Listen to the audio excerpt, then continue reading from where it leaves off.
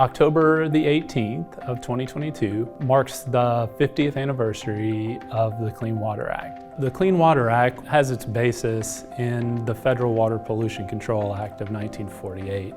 Fast forward from 1948 to the late 1960s, and the pollution problems in the country were manifesting themselves in a lot of ways, but most notably in 1969, the Cuyahoga River caught fire. This wasn't the first time that the Cuyahoga River had caught on fire. It had probably caught fire a dozen times prior to that. This was the opportunity that Time magazine took to publish it for the country to see, and that really galvanized public attention.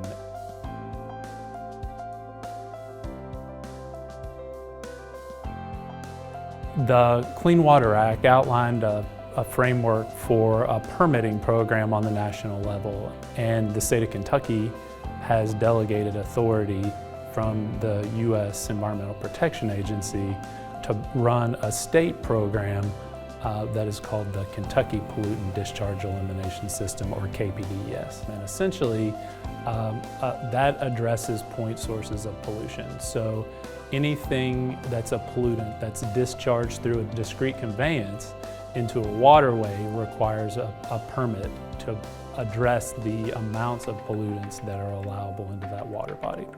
One of the other things that the Clean Water Act did was to compel states to adopt water quality standards. And so in Kentucky, we've done that to protect particular designated uses in the state, and those designated uses are generally to allow for human uses as well as the protection of aquatic life in the state.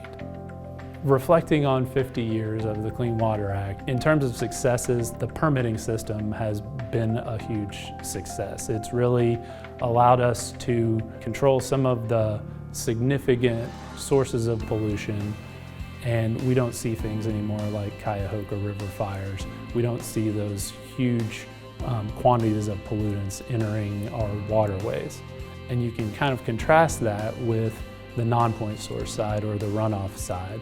And those are the things that every time it rains, every time we have a precipitation event, allows that runoff to enter from the entire landscape into our waterways. And as a consequence, they're much harder to control.